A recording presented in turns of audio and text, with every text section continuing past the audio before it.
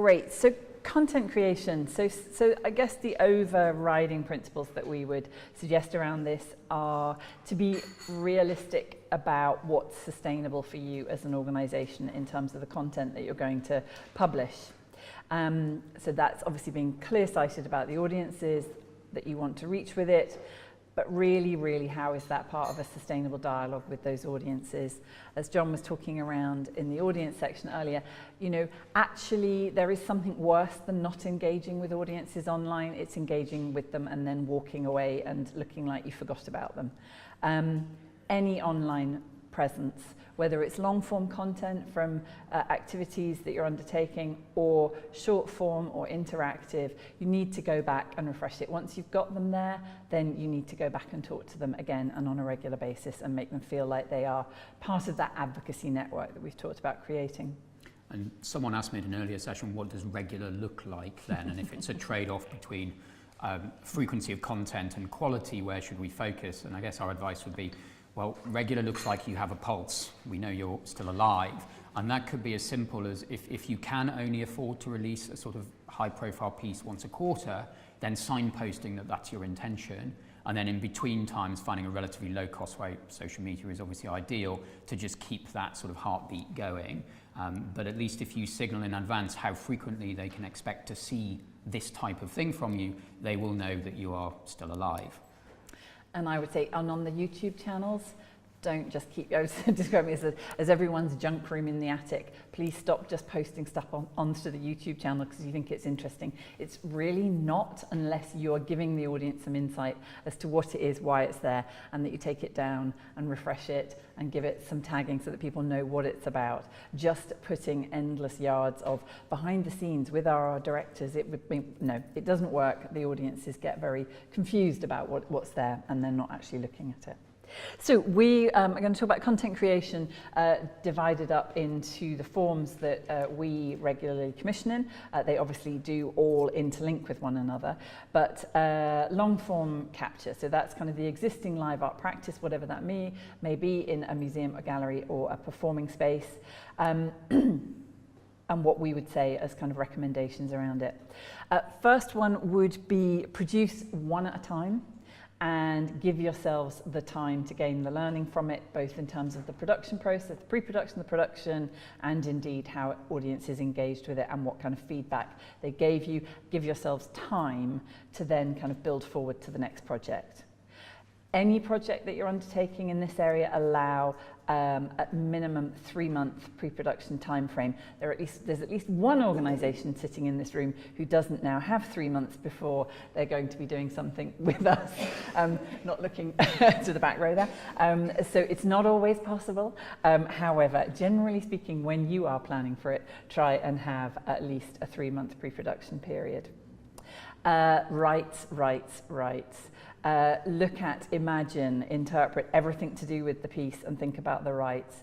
It is always better to go to a rights holder at the initiation of a project. So if this is in a gallery or a museum space, if you are already asking for rights or a music work, if you're asking for rights for live, add in the ask about the online or the broadcast or whatever it is you may be planning. It is much easier to have that conversation in one go. It will be much cheaper. It will be a lot less time consuming.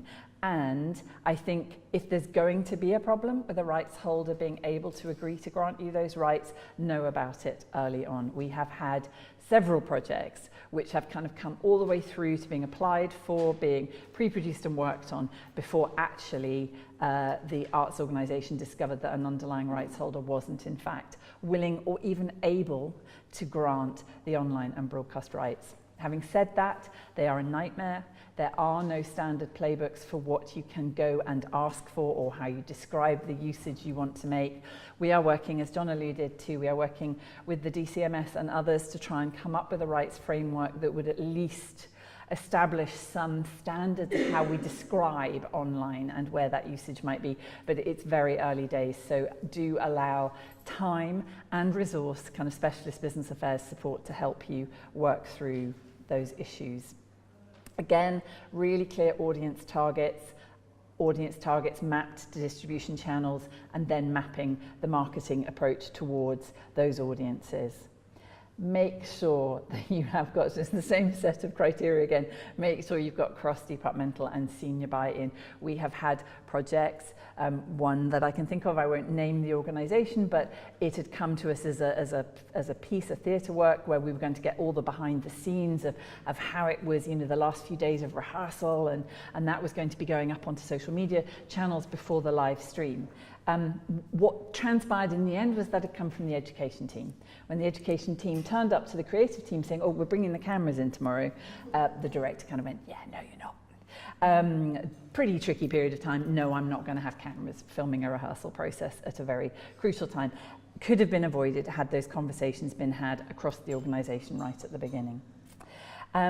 Budgets, as John also alluded to, it's really hard to give people really hard and fast ideas because it's going to vary.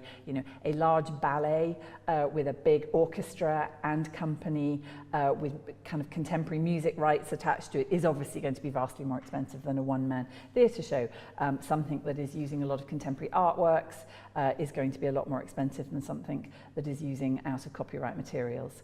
So what we can say is that if you're going to be looking at a long form capture of something, so that would be 30 minutes minimum up to 60 minutes and then upwards from there in terms of duration, that anything under 25,000, it would probably be a question of, okay, what rights are actually being cleared for this?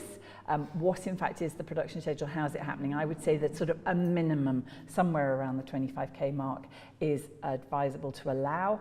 And then right up at the top end, that 100k up at the top end is probably enough. Above that, I'd be questioning what is it? Are there specific rights issues or a specific way of it being filmed that are producing kind of greater costs? And it's difficult in this sort of environment where there isn't a direct revenue necessarily from the digital activity to say, well, what should we be investing in this? What does good value look like? Say, not a straightforward answer. What we've come up with ourselves as a benchmark, that sort of thing, is if on average a project is delivering £1 per audience engagement, so for a £30,000 investment, can you reach an audience of 30,000? That's been to us a useful way of starting to weigh up different decisions you might make about different types of projects. The level for yourselves might be quite different from that, but it's about getting into the mindset of thinking, what am I trying to achieve here? What sort of audience engagement do I think I'm realistically going to get? And is that worth it for what we're planning? Or is there another way that might be more cost effective of getting the same results given the scale of audience we might hope to reach? So again, really hard to be prescriptive, but it's about the discipline of thinking through that aspect of what you're about to do. Yeah, and also true to say, not always that's a financial comparison, but any long form capture, a kind of an extended distribution of something you're doing will suck up a lot of resource internally. So just kind of know that it's worth doing, because if it's not going to reach those kind of audience numbers, online audiences are very fickle. They won't necessarily come back to you. So you are looking at a kind of diminishing chain of people who are viewing that content, who are then actively aware of you, coming back to you. So depending how much time and resource you've taken, you really do want to convert that into a certain number of people who are going to come back, make contact with you and stay sort of following you. Or to caveat our caveat, there might be another rationale, say around R&D, or this is going to be a particular sort of platform that we want to work on in future, so we're willing to spend a little bit more time and energy up front in testing it out. So again, there may be other factors, but at least have an understanding of what are we trying to achieve here, and is it worth the investment? The project example we've put up there is just one that wouldn't sort of normally feel like, oh, is that a capture project? And this was Artichoke's London 1666, about the Great Fire. They had initially, in fact, approached the BBC about doing that as a kind of live event on television, and the BBC didn't really feel that it sat comfortably in a way that they knew how to schedule it. So we then talked to them and kind of went, actually, no, this is a perfect thing to produce in the online space, not least because one of Artichoke's biggest problems was that they actually didn't want too many people turning up to watch the live event on the sides of the river, because there was a limited capacity for how people would be able to see the event, and there would be issues about safety and security for those people. So it was the idea that online something would be happening that would absolutely be live, but that anybody who engaged with it online would be getting more than a person who was standing on the side of the river looking at it burn. So that was the the whole idea of the kind of behind the scenes content, all of the structures that were made for the outline of the City of London. A lot of kids from East End boroughs of London had been working and had been on apprenticeships to look at how to make those. So all the kind of how a thing came to be, what the context, and how excited, you know, all the people who've been involved in helping to make the project were at watching it come to its fruition. Some of the history behind it, some kind of other high-profile faces talking about what they thought of the event, so that there was more. Seeing it online, you got more than if you went and sort of were standing at the back of a crowd on the side of the river. But equally, really interesting to then see what kind of platforms you could begin to put content onto well in advance of the live burn happening. And that included a lot of short form content that sat across a range of sites, including Artichoke's own channels. But the main partner for this was Visit London as a tourist website, which gets enormous amounts of traffic. And for the live burn, having kind of built an online community who were already engaged with it, the burn itself actually got millions of viewers on it. So it was extraordinary to watch that surge of interest in the thing. And then, of course, the irony of then having to re-edit a version that was just the burning, because in fact there are a whole other community of people who just wanted to watch something burn online and share it. So it continues to kind of develop and grow a very big audience, which is one of those issues about imagining what the legacy might be. We've already talked about Talbot Theatre's King Lear, but again, this was filmed in the Round in Manchester. And actually, I think everybody involved in the production, it was obviously amazing to see that live in the theatre, but I think everybody who saw the capture of it would also admit that there was a kind of a power intrinsic to the way that it was captured that took it beyond what you would have experienced as a live performance. That's not to say the live performance wasn't equally wonderful in its own ways, which it obviously was. But it also meant that Tallowa had a record that they were really happy with of the show, that they could then take into communities who wouldn't have engaged with it in a theatre context, who probably wouldn't have engaged with it in a broadcast context, but by actually booking it into cinemas, by actually having people come along to kind of present and talk about the project and about kind of diverse images, kind of diversity within Shakespeare. It was during the Shakespeare Lives season, so it felt topical, but it actually meant that they could engage with audiences who otherwise would have completely missed the fact that the piece even existed. So that's long form. Short form content, and this is, I would also then back apply to the long form, which is online audiences are not making a distinction about the kind of content that they're seeing from you. They don't look at a piece of short form content and go, oh, well, that's from the education team and that's from the marketing team and that's from the... They make no distinction. The first time they see what you've posted about a project will be their engagement with that project. So be really clear about having a consistency of that and talking across the organisation about why you might be posting content onto what platforms, so that you're really, really aware of the tone and the messaging that you're including in that short form content. Make sure that that publishing schedule is available to the whole organisation so that everybody is aware of what's going, if something's going up on Twitter, if something's going up on Instagram, make sure that everybody knows and knows to promote it and engage with it, and be clear that that's where you're directing audiences to engage with you. Once it's up there and audiences are engaging with it, somebody needs to be reviewing it and evaluating it as it stands. There will be pieces of content that, for reasons that we don't necessarily know, audiences won't engage with. There will be other pieces of content that will really surprise you, that suddenly everybody wants to share. You need to be evaluating and evolving that as it goes up there. If stuff isn't tracking, try and figure out why it's not. If it's still not, take it down. If stuff is, then make sure that you're getting the best usage out of it. Maybe publish it onto other social media sites, but be very aware of monitoring it. Don't do that evaluation 6 months later. That will be too late to get the really good learning from it and react to it. The budgets are really, really hard, again, to say what they are, because you could be looking at 30-second content, 3-minute content, 5-minute content. So very hard to say. And you can also be looking at stuff that somebody's just shot on their smartphone, or you can be looking at something where a camera crew have been brought in to work on it for you. And that will come back to what's that quality and tone of voice that you want to be using to represent that project to those audiences. But as a rule of thumb, you are looking probably at a minimum of about £250, particularly, and remember, even short form content may have rights that apply to it, so be very careful. People do have a habit of thinking that all music is free if it's under 30 seconds. It is not, people do track it. Be aware of what you're using. And then up to sort of 5K, you really wouldn't want to be spending more than 5K on a piece of short form content.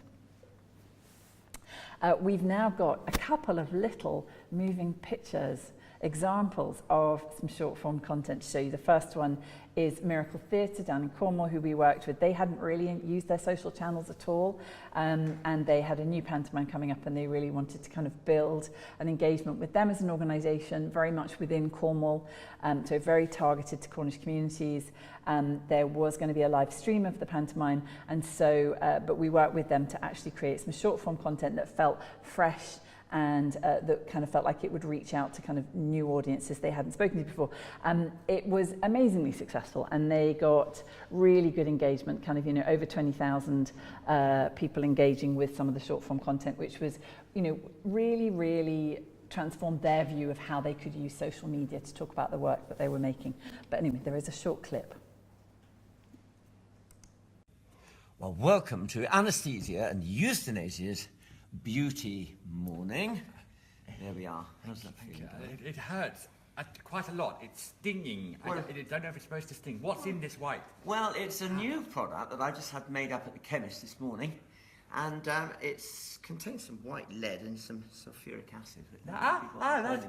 Stop it! It's really thick. Quicklime as well, half an ounce of quicklime. That's right. I'm allergic to all three of those. Everything comes out in a rash. Well, let's see. Thanks. So then the second clip is from a local organisation and a project that will be at the Birmingham Weekender, and which is called Stadium. So this was a piece of testimonial verbatim work that the rep were involved in producing as part of their overall fairness project to kind of get theatre out to communities who don't normally engage with theatre around the city. And the subject matter for this, probably the title gives it away, which was football. And so it was a piece that was being directed by a French director who had kind of created a similar piece in France, looking at and talking with football fans. And so this piece actually kind of represents the stories of many of the football fans. And I've just been having a discussion about the fact that I said it made me aware of the fact that there is a great rivalry between Birmingham's two football teams, only that's not quite right if West Bromwich counts as one of the Birmingham football teams. But anyway, I still think I'm right in saying there are two football teams in Birmingham and there is a lot of rivalry between them. But again, what was really important for the Birmingham Rep was to build a community of engagement with the project long before it actually went live as a piece of performance in the theatre. And it has been captured as a live performance and is being shown, which is great. But the short form content was what managed to start building a sense of engagement from the football community, and therefore obviously where to take it, we'll take it to the football clubs and ask them to show it in their half times, which is what they did. So the idea again of not allowing yourselves to be segmented into that kind of arts communities, but actually look for your distribution wherever you think the content will in fact appeal. Play a bit. Supporting a football club is always through pain, because football is about losing. Blues, West Brom, Aston Villa. How would you feel about telling your stories in front of an audience? Yeah, I don't mind. I don't mind. Good evening, ladies and gentlemen. Birmingham is split. Has anybody seen my false teeth? The owners come and they go. The players come and go. But the fans, they go on forever. They're a waste of space. arrogant and... Loud and rubbish.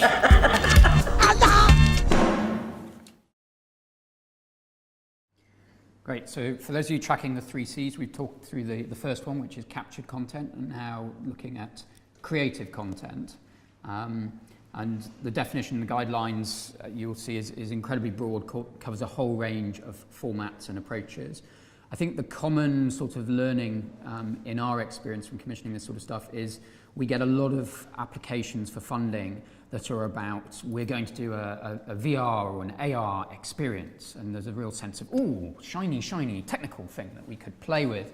And the actual sort of creative heart of that is very much second, and for some reason, more often than not, curiously obsessed with sort of experiences of solitary confinement or vaguely depressing sort of cell-shaped things, which I think is just because they're cheaper to model in VR than more expansive landscapes. But that aside, what we would say is focus on what your core strength is again, which is around creating narrative and immersive experiences. For a lot of you, your sort of the art forms that you're promoting and practicing are very much in the non-digital world, potentially about giving audiences that type of experience. So transfer those learnings and insights into the digital landscape and think about what is the story we're trying to communicate here? What is the type of experience? Just in very basic terms, is it a long, immersive experience? Is it a short, snapshotty, exciting thing? And then really, how do I want the audience to react and engage with that? And then the last thing you're considering in that mix is, well, what is the right technology for doing it? Or even, iconoclastically, maybe the answer is no digital technology at all. So think through that process, and really, in the classic sort of marketing four squares diagram, which says, you know, existing audience versus new audience on one axis, and existing sort of creative practice versus new creative practice. The strange thing with digital is everyone heads for the kind of top right, high risk corner. We're going to do something new that we've never done before, using technology that we've got no experience in to try and engage an audience that we've never previously engaged. So resist that temptation and instead look at what you can do that's rooted in what you already know. And then by all means, as I previously referenced, you'll then ultimately be reaching out and talking to digital specialists who have experience in that particular area and working with them around the design. And in that design, as soon as you can, try and get out to a sample of the audience, plan to do that, not just your friends who will feel bad about telling you that they're utterly confused by what it is you're proposing or trying to get them to engage with, but to a representation of the actual audience to learn from them and get insights before you iterate and evolve. And so do that user testing, have that sort of beta phase. Don't plan for a whole series of things, do the first one and learn from that before you commit to doing more of the same. And consider, as we said before, that balance of the cost and the resource that you need, your time and energy and effort and the riskiness, versus the audience engagement. By definition, for example, VR type experiences are really limited in audience reach. You have to get them in the room with the headsets, the equipment is expensive. There can certainly be value in doing that sort of thing, and we'll come to an example in a minute, but think about the rationale for why that's the best way to do it versus perhaps more simple technologies that might, 360 video or whatever, that might get you some of the way on the journey in those learnings and have a much bigger reach. So in terms of those examples, this is one that actually we had a demo of in this room a few months ago at an event. This is a virtual reality prelude to a theatrical production, to City of Glass, which was at home in Manchester. And in the run-up to the staging of that, you could go into the foyer of home and sit down at a desk, one of 4 pods, and put on a headset and experience a 5-minute prelude to the theatrical performance. Or you could do it as you were getting your drinks prior to the show. And it worked in this case because it was very much connected to the experience. So the visual design of the VR experience was very similar to the sort of projection mapping to the style of the show. So it was a show that was making use of technology already and had an aesthetic that was quite easy to render in VR. It was a slightly uncomfortable experience in terms of the subject matter, in terms of sitting there and suddenly realizing that you were occupying the body of the main character, so it was disruptive. It worked well for a short experience, probably not for a longer experience. It made very simple use of interactivity and how you moved around in it. So we've often found in these kind of experiences you need to spend a lot of time, you need to have someone on site, both to protect the equipment, but also to explain to the users how to use it. And that can be in itself gets in the way. So keeping it really simple and straightforward allowed more people to engage in it and enjoy it. And what the producers, 59 Productions, has said, they had contemplated using VR in the auditorium. So at a certain point in the show, everyone would reach for and put on their headsets. And they realised that actually that physical disruption might be useful in some settings, but didn't make sense for them in the theatre, in the auditorium. So really think through the mechanics of what you're trying to achieve and how the audience will engage with it. And that's illustrated in a slightly different way by this other example that we commissioned, which was a pre-existing VR experience that users went into the forest and put on these rather beautiful headsets and then would experience flying through the forest as different animals with the different perceptions that those animals have and the different environments they inhabit. And the forest had been mapped in very high definition using a sort of ground penetrating radar technique. And we came along to work with them on how they could take that investment in this beautiful content and make it more widely accessible to a bigger audience online. So we did that in terms of creating a 360 video experience. Two key learnings from that. The first is to think in advance about how you might want to repurpose content and use it on different platforms, because that very high resolution imagery that was beautiful and ideal for the headset experience didn't work very well when you tried to optimize it for a browser experience. And we ended up with, I can't remember how many degrees, but it wasn't 360, it was sort of a 170-degree experience because that was as good as we could get it, and with certain compromises around the visual quality. So think about the repurposing, and then think about the context in which the audience comes to the experience. So for the audience in the forest, they had people there to explain, they were already in the environment that they were about to experience, and it made sense to them in that context. For the audience just landing on the online experience initially, it didn't make so much sense. And we had to take a step back and get the commission organisation to develop a bit more contextual material that explained more about the project and what it was they were about to see and why it had been shot in that particular way, the technology behind it.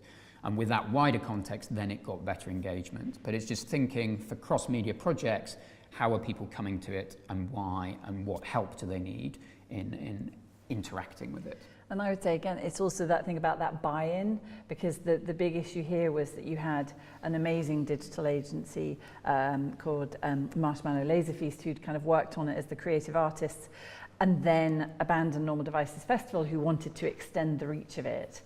But because there hadn't been a real conversation about, and then phase 2 would involve an online ability for people to go and look at it, those creative artists could only see it as a disappointment, because the resolution of those images when you've got somebody sitting with a headset on in a forest was absolutely, you know, kind of pinprick beautiful, gorgeous, gorgeous, and anything they saw online. But that's because they hadn't, once we had gone back and remapped, then those artists were like, well, that's great, because then at a festival, you know, and so it has now toured to other festivals, and so they're in, but because there wasn't that buy-in initially, that was the moment we had to kind of go back and have those conversations about why you'd want to extend the reach of it. So again, another example of get the buy-in across the whole team.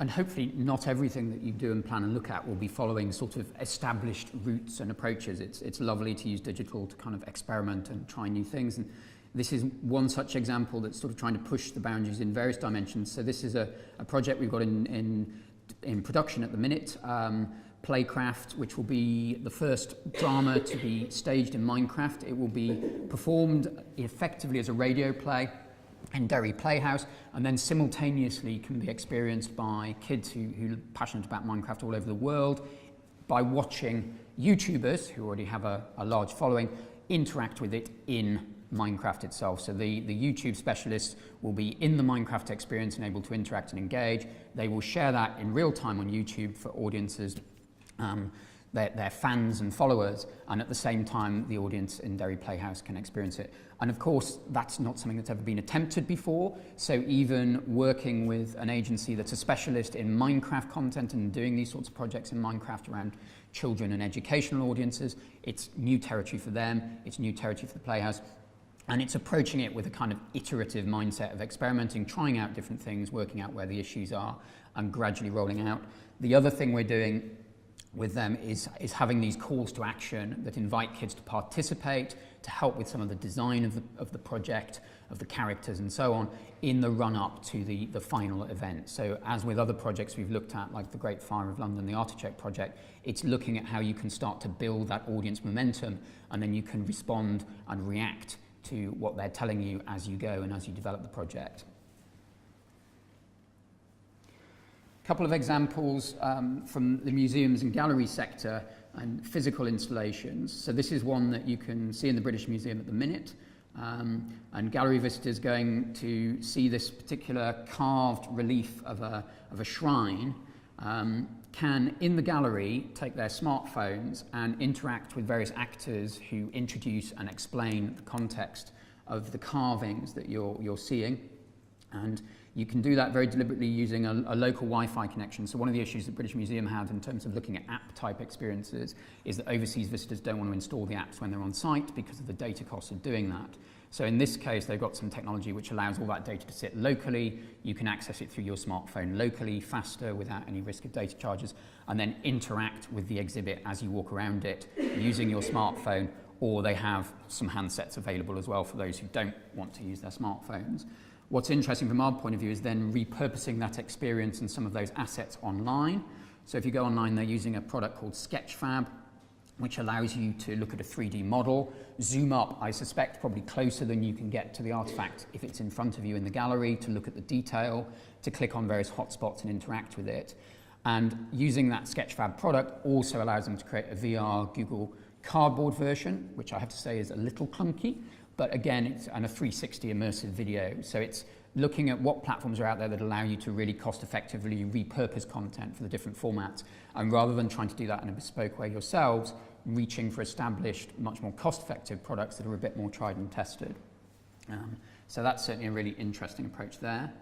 And this one is from the beginning of this year. This was launched at the Detroit Institute of Arts. This is an augmented reality experience where as you walk around the gallery, it detects where you are exactly, and it allows, as you point your smart device to an artifact, to interact with the object in a sort of overlay. So in this example, you can zoom in through the skeleton that you're actually looking at, through the mummy, to see the detail inside, or you can hold up your phone to the Gates of Babylon reconstruction in front of you and see it come to life. What's really interesting around AR is just the technology is moving in a really fast pace at the minute. If, like me, you were gleefully excited by the release of iOS 11 yesterday and you rushed out to download it, in installing it on your phone, you've installed the framework for something called ArcKit, which allows developers to much more cost-effectively start to build augmented reality experiences. And compared to the Google technology in the first bullet point of the slide, that potential is now available in millions of iPhones all around the world, whereas the equivalent on Android has a much more limited distribution currently. I suspect that will change over the next 1 or 2 years, so the ability to create these augmented reality experiences will become a lot easier and more cost-effective as developers get familiar with them. So it's worth thinking about, but again, the sort of big picture view is to step back and say, if I do this, how many people can actually engage with this today? What are the drawbacks or the limitations of using a particular approach versus another approach, and factor that into your thinking. So really interesting potential in this area, but at the minute, limited audience distribution for it. Coming back to something that's been around a little bit longer, if you're thinking of a new website build, or more realistically, a substantial overhaul of an existing site, then some principles to consider there. And again, you'll spot some common strands in what we're talking about. Really good upfront planning, thinking about the different audience segments that are coming to the site, what they want it to do, how that corresponds to user journeys, to routes through the site. Thinking about accessibility. Most digital agencies you're working with will by default be building stuff that is responsive, that works equally well on a mobile device as it does on a desktop, but just checking that that's the case and that they've considered it. The things that people typically forget, if it's a new system, is how labour-intensive it is to migrate content from one system to the other. The Arts Council comms team will be able to tell you something about that from their recent experiences. And yeah, content redirecting. If you've invested in the past in search engine optimization around your old systems and sites, and you've got some content that draws a lot of traffic, making sure you don't accidentally sacrifice that in moving to a new system. really good schedule for testing and handling those things, and thinking about the ongoing responsibilities if you're building shiny new things. Again, as a side note, we often get proposals that suggest building a microsite. Sometimes just because they think it'd be nice to have a clean sheet and total flexibility over what they do with the experience. Sometimes because it's a partnership, a collaborative project, and they want all the partners to have a stake in this new thing. Of course, the challenge in doing that is how difficult it is to gain audience for a brand new site versus capitalizing on the audience you've already got. Space had a version of that experience in an earlier iteration of our business where we tried to drive audience to a whole new site, and found that, even with the collective resource of the Arts Council and the BBC, to be challenging thing to do. Hence, in our new strategy, looking at driving traffic where the audience already is. So think about that before embarking on a whole new digital build. We've given some guideline costs. Again, huge variation in that, but those are some rough benchmarks to work with. And a good point that was made at an earlier version of this presentation is, if you were thinking about IT hardware, about laptops and PCs and desktops, you would make provision in your budgets for a capital investment for replacing that equipment every 3 to 4 years because it expires. Well, the same is true of web systems. They move on, your requirements move on. So even if you're not doing it next year, you should be thinking about what might you need to do in 3 or 4 years' time, and making some budget provisions so you know you've got reserves to be able to do that. You might not know what it is yet, but at least you've built something into your planning to allow you the flexibility to refresh, redesign, evolve. So now the third of the C's is cultural learning content. And a lot of the principles we've already covered apply here, so just a couple of examples to try and bring it to life. Glyndebourne have created a beautiful and very simple and straightforward set of frameworks that they use for their educational content, for their guides around operas. So in planning for this project, when they did it, I think last year or the year before, they invested a little bit more upfront in the planning stage and in the build stage in order to have a toolkit of parts that they could use that worked equally well on desktop and mobile devices. And so that meant they had components like interactive timelines, different ways of presenting photography, or basic user interaction with content built into that toolkit that they could use and repurpose without needing to go back to the digital agency to get it modified. So a little bit more upfront investment and conversation with the developers meant that the lifetime sort of management costs were a lot less. And they also thought about that education content, as you always should, from the perspective of different audiences. So the different, key stage 1 versus key stage 2, the resources that teachers might want, the resources that the general public might want in terms of digging a bit more deeply into the backstory behind performances that they've just seen. And then a joined up approach in terms of their measurement. So they survey the kids and the teachers that are coming to the events that they run in order to see if they've accessed the educational content beforehand, and they look at tracking people and how people have accessed it afterwards. So they've got a good sense of whether what they're doing in this area is delivering a return on investment for the time and the budget. Forward planning, thinking about the different types of audience, and having nice, simple, reusable frameworks. And this is one of our projects. It's a 10-minute hip-hop dance video that Boy Blue created with we were unable to persuade them about the title and something catchier, so it's called Emancipation of Expressionism. But that aside, they did think very carefully up front about the audience, and this piece is on the GCSE dance syllabus, so it has a very specific educational audience, as well as a much more general sort of audience that's interested in the art form, and they were trying to get it out to a wider public as well. So in planning for that, they had the big advantage of having Danny Boyle direct it. He's a friend of the organisation. It's the first dance film that he's directed. So obviously they looked at how they could capitalise on the audience engagement for that. But in the approach to filming, they had different shots for the GCSE education version, close-ups on particular moves or whatever, versus that was intended for the public consumption. So the kind of audience and the type of content was built into the very early stages of the planning process. And in terms of thinking around the lifespan of your content and access to it, certainly in the museums and gallery space, there's some key issues to consider. The Collections Trust has some really useful digital resources you might want to dig into. But often in our experience, and we've been recently working with the Heritage Lottery Fund on some work, and they've confirmed this as well, there's a lot of effort, again, goes into the digitisation of content, the cataloguing and so on, and less into thinking about how the audience is going to access it, what in terms of meta tags and data might be the approaches and the mindset that they come to the pieces with. So it's really planning that aspect up front, thinking about how you might build it in a way that's compatible with other systems, future compatibility, so looking, and it varies hugely in different specific domains, but doing your research on what standards you should be looking to comply with, how you can make that investment in digitization as future-proof as possible. For us, it's a challenge on the create digital, on the interactive experiences, how in 4 or 5 years' time someone might benefit from the investment you're making today when the smartphone technology has moved on. You know, again, really interesting with the Apple release yesterday that 32-bit apps will no longer be supported. So any apps that haven't been updated in the last 2 years to work on the new 64-bit technology have just been killed in that update.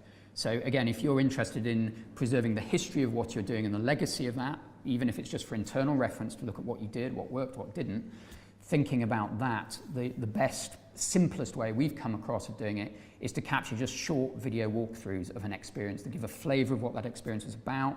You can do it in a very low-tech, cost-effective way, and then that gives you something to look back on to be able to share in future when, for whatever reason, you can't actually enjoy the original experience.